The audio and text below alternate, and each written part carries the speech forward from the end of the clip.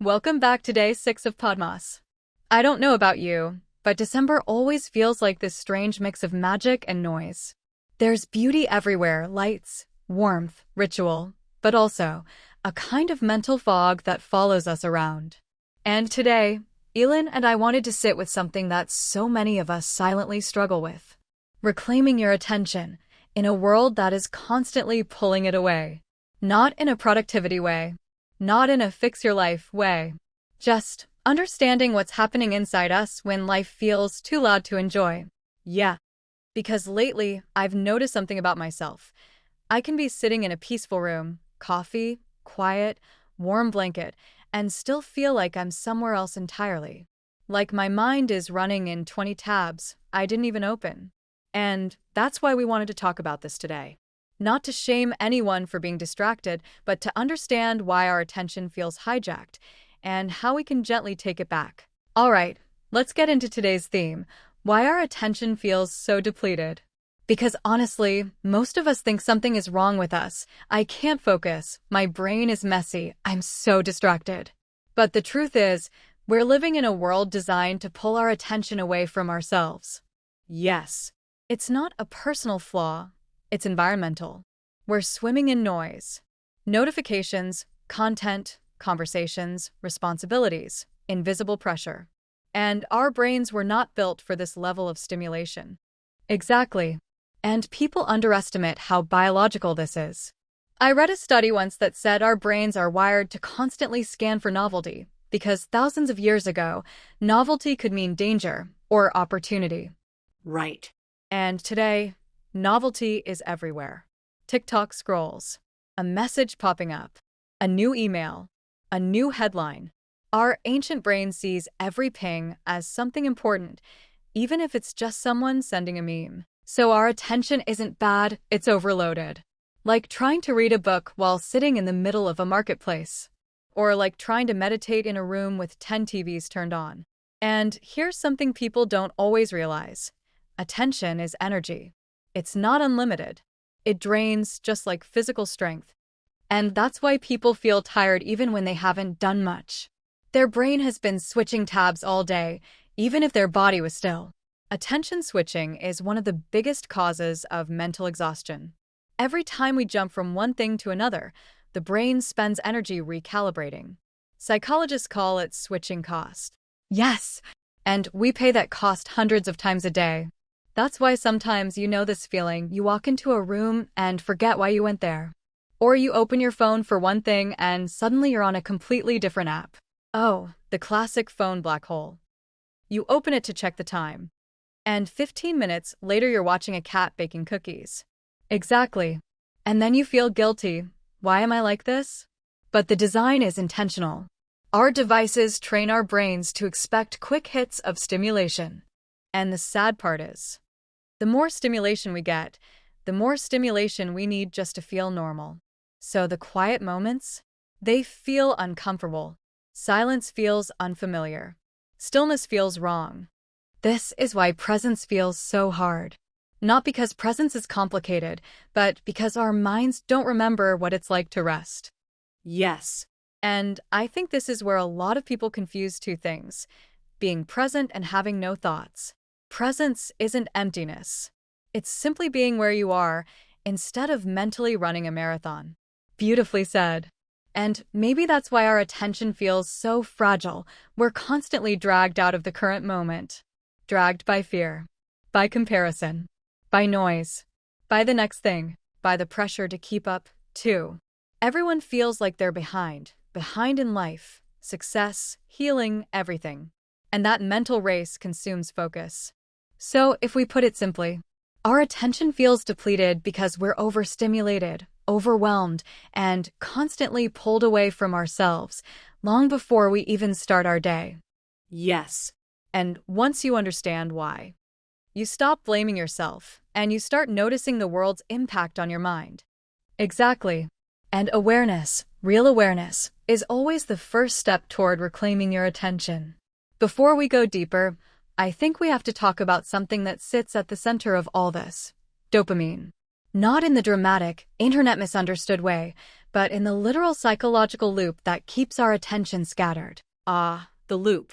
The reason why I open my phone just to check something, and 5 minutes later I'm reading an article titled, 10 Signs Your Houseplant is Judging You. Exactly. People think dopamine is about pleasure, but it's mainly about anticipation. The brain loves possibility, novelty, maybe there's something new here. And the world knows that. Apps, platforms, headlines, notifications, everything is designed to give us tiny, unpredictable rewards. Right. And unpredictability is the strongest hook. If every time you opened your phone you knew exactly what you'd see, you'd get bored. But the slight chance of finding something interesting? That's enough to keep you coming back. Again and again. And this again and again is where the loop forms.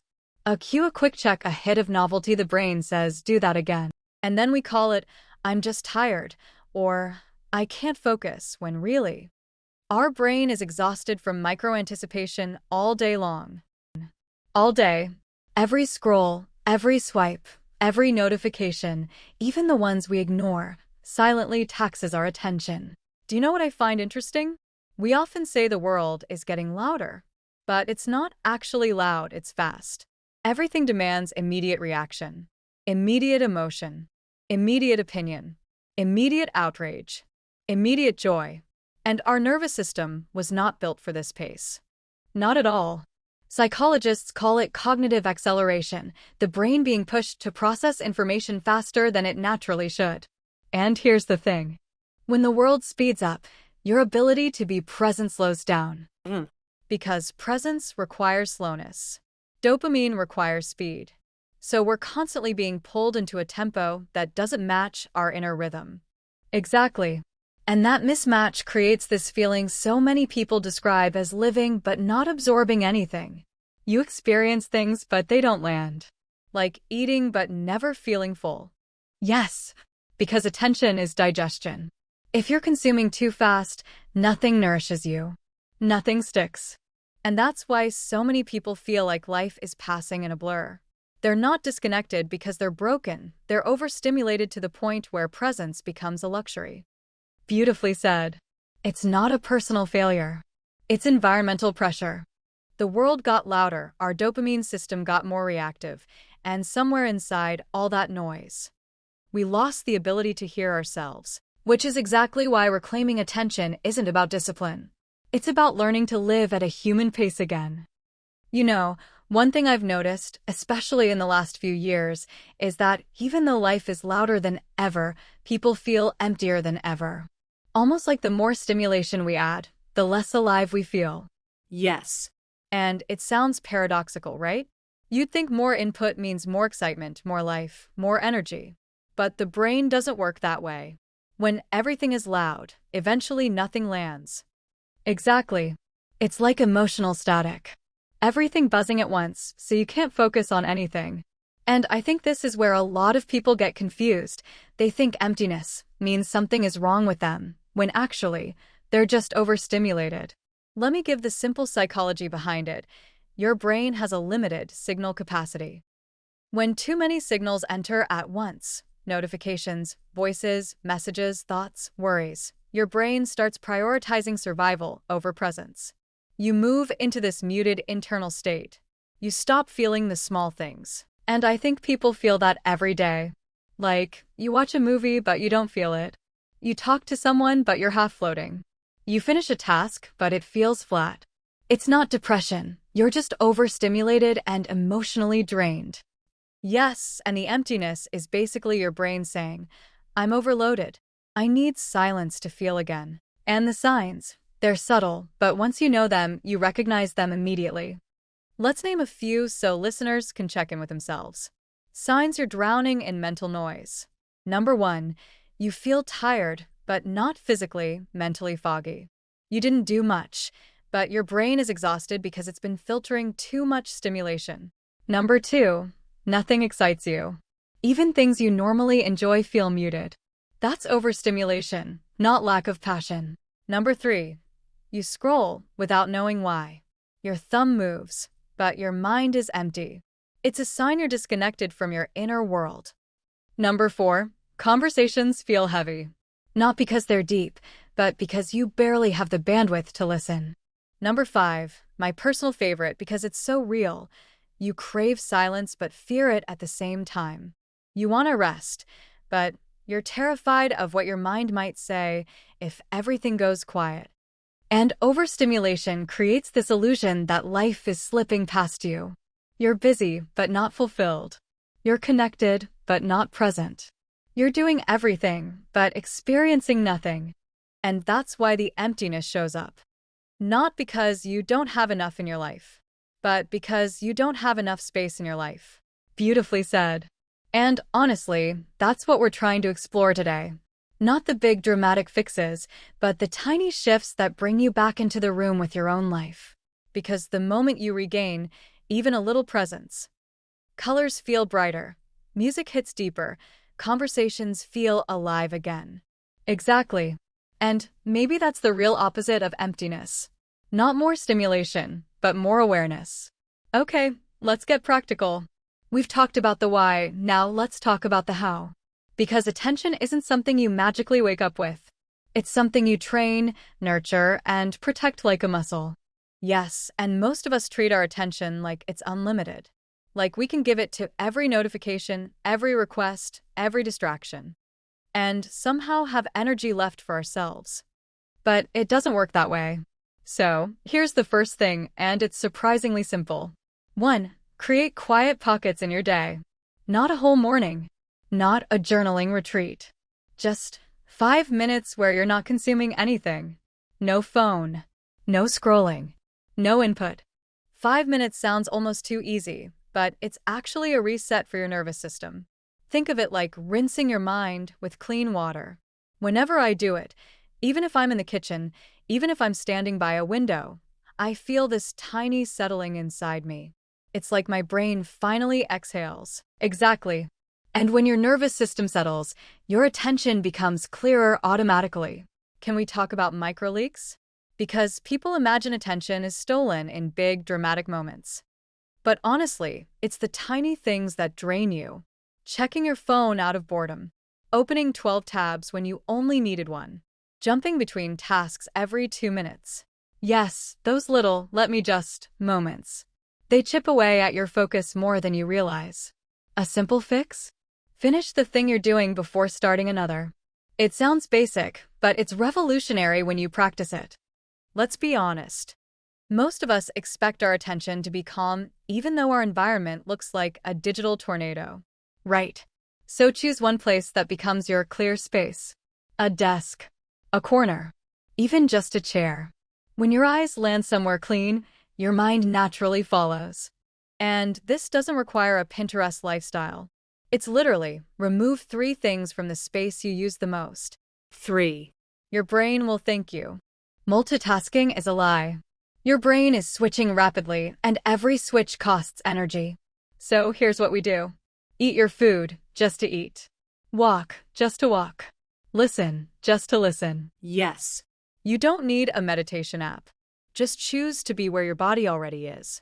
And honestly, the first time you do it, it feels uncomfortable, like your brain is craving distraction the way a smoker craves a cigarette. But if you push through just a little, you feel something amazing. Your life starts tasting real again. This is important. We're not saying quit your phone and go live in a cave. It's about balance, not punishment. Exactly. You don't need to throw your phone into the forest. You just need to give your brain recovery time. Try a rule like no stimulation for the first 10 minutes after waking. Or no phone while you're eating. Tiny boundaries that build enormous clarity. When we're overstimulated, everything feels overwhelming. So choose one thing, just one, that really matters for the day. That becomes your anchor. Everything else is optional. This is how you regain a sense of control. Not by doing more, but by doing what actually needs your attention. Something people forget, your brain is part of your body. If your mind is scattered, sometimes the quickest fix is physical. A 10-minute walk, stretching, breathing with your arms above your head. Yes, movement literally clears cognitive fog. It's not spiritual, it's biological. This is big.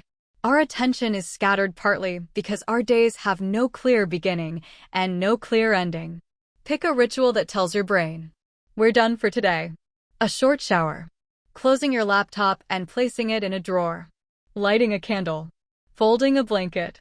And once your brain knows the day is closed, it stops scanning for unfinished tasks, which makes your nights calmer and your next morning clearer.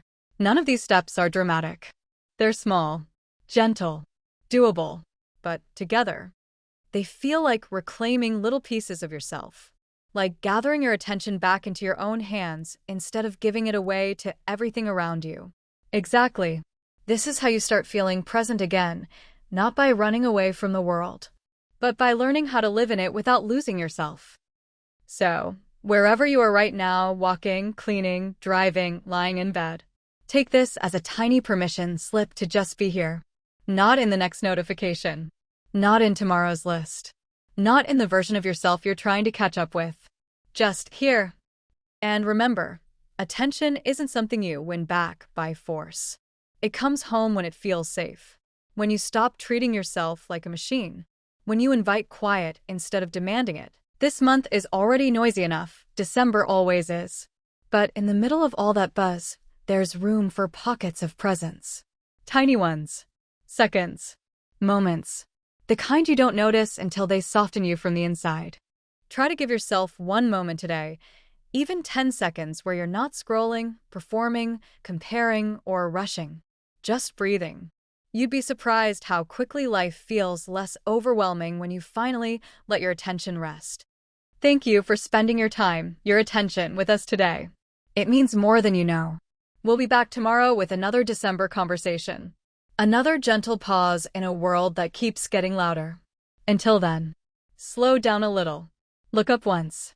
Let the world meet you quietly.